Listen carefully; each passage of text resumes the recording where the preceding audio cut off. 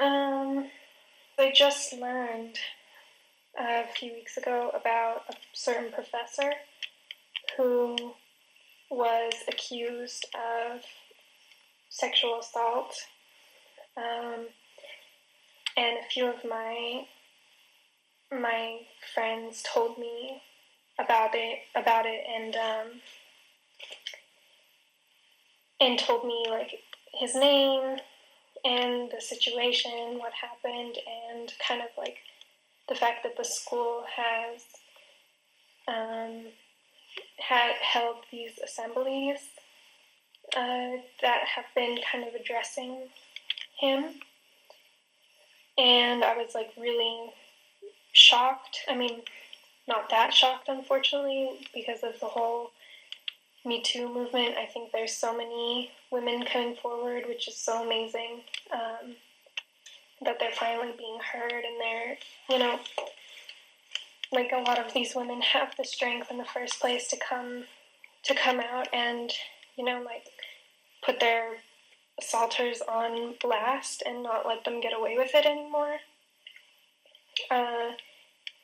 And so I was really like kind of proud that the school would hold these certain assemblies and like really seem to take this seriously. And then they told me that I just like assumed that he was fired because like if you know that there's a man who has been done that, and especially the fact that he's a professor in a school, like I didn't see any other chance that he would not be fired, but my friends told me that he still works there, which is really mind-blowing to me.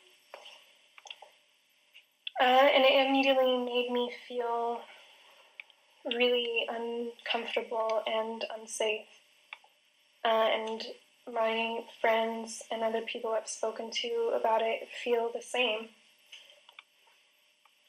And I just think that it's really irresponsible of the school to acknowledge that there's a problem and then to not take the first obvious action against it.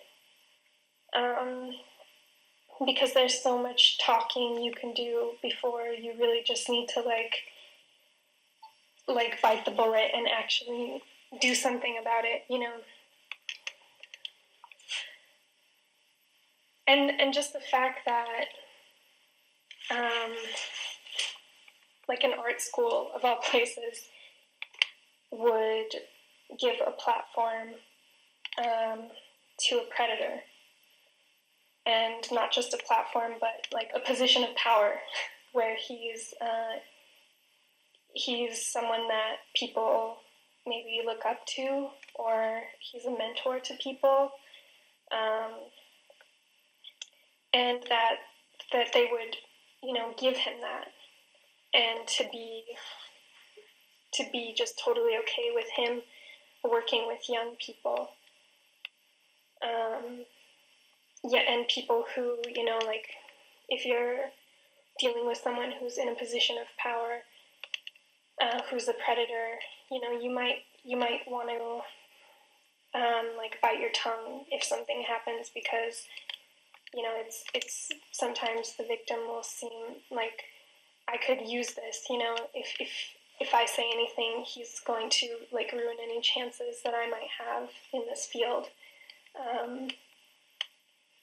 And I just know from personal experience, when I was back in America, I had a professor who was sexually inappropriate with me, when I was 16. And it would be a sort of thing where I couldn't use the restroom during class because the halls would be empty, and he would stop me in the halls and talk to me about how short my skirt was or something and try and touch me. And he was like, Redacted.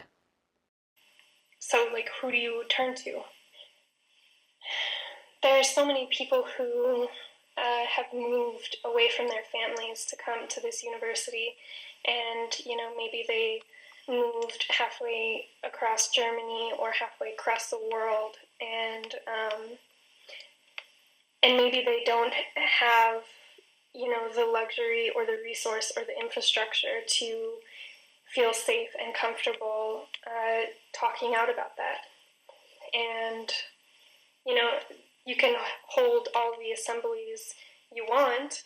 It doesn't mean that it's going to especially stop any subtle forms of assault, like manipulation, or I just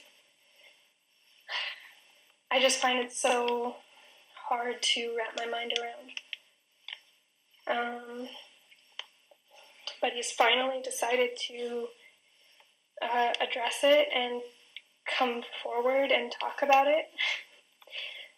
And so hopefully we as a community can kind of come together and I don't know, ask for his resignation. Like, that seems like the most cut and dry way to deal with it. Like, the first step should be that, and then we can start to move forward and learn how to prevent anything like this from happening anymore.